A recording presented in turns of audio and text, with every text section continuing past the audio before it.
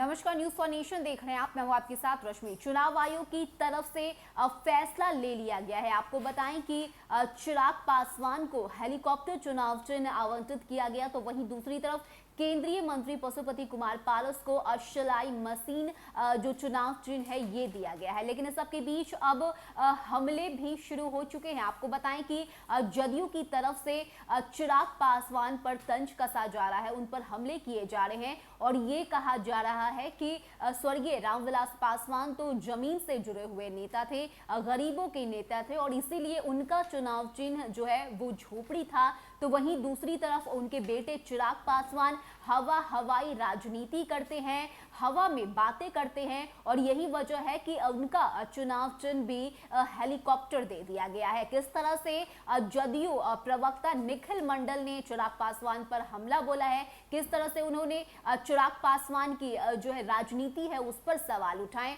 और साथ ही साथ चिराग पासवान को किस तरह से उन्होंने हवाई नेता करार दे दिया है, पहले देखिए। निसंदेह स्वर्गीय रामविलास पासवान जी गरीबों के नेता थे, तो वे झोपड़ी छाप के तहत राजनीति करते थे और बेटा जमीन पर कभी उतरते नहीं, हवाई राजनीति करते हैं। तो अब बुझे हुए चिराग हेलीकॉप्टर छाप के तहत राजनीति करेंगे। समय बलवान होता है भाई साहब। तो ये बातें इस वक्त निखिल मंडल की तरफ से कही गई है। आपको बताएं कि ट्वीट करते हुए निखिल मंडल ने ये हमला इस वक्त चिराग पासवान पे किया है। बता दें कि रामविलास पासवान के निधन के 1 वर्ष भी पूरे नहीं हुए और उनके पार्टी में टूट आ गई, उनके परिवार में टूट आ गया।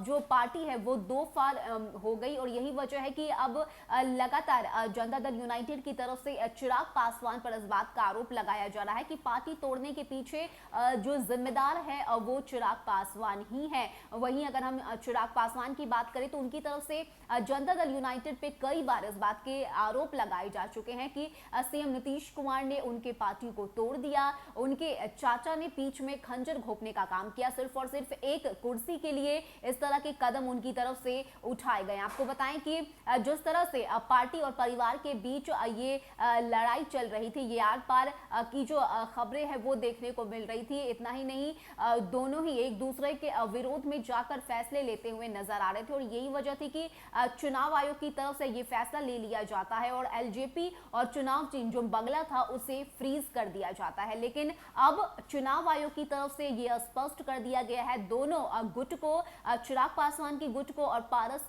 गुट को जो चुनाव चिन्ह है वो दे दिया गया है, जो नाम है वो दे दिया गया है ताकि जो ये विवाद है वो जल्द से जल्द सुलझ सके। बता दें कि चुनाव आयोग ने आगे बढ़ते ये फैसला लिया और साथ ही साथ चिराग पासवान को हेलीकॉप्टर जो चुनाव चिन्ह है ये दिया गया है और केंद्रीय मंत्री पशुपति कुमार पारस को सिलाई मशीन आवंटित किया गया है। लेकिन इस सबके बीच जनता दल यूनाइटेड की तरफ से अब चिराग पासवान पे ये बड़ा हमला बोला गया है। कहा जा रहा है कि स्वर्गीय रामविलास पासवान जमीन से जुड़े हुए जो नेता थे, दलित के नेता थे, दलित के मसीहा थे, जो उनके लिए वो काम करते थे वो जो है सर्वोपरि रहा। लेकिन वहीं दूसरी तरफ अगर हम चिराग पासवान की बात करें तो चिराग पासवान सिर्फ और सिर्फ हवाई बातें करते हैं। दिल्ली में बैठे बैठे वो बिहार की राजनीति करना चाहते हैं, जमीन से नहीं जुड़ना चाहते और ये आरोप भी चिराग पासवान पर कई बार लगाए जा चुके हैं कि चिराग पासवान दलित विरोधी है और यही वजह है कि आरक्षण खत्म करने की बात कई बार